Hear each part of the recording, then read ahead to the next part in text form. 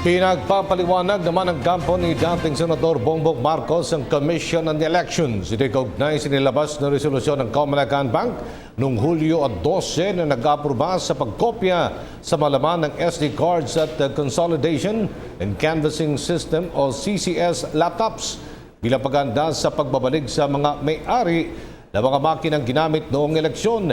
Ito ay sa kabila umano ng Precautionary Protection Order na ipinataw ng Presidential Electoral Tribunal.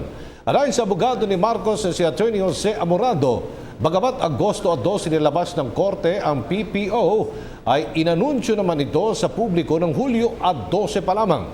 At dahil dyan, malinaw na nilabag ng Comelec ang kautusan. Pero sagot ni Comelec spokesman James Jimenez, ipinatubad nilang resolusyon bago pa man lumabas ang PPO.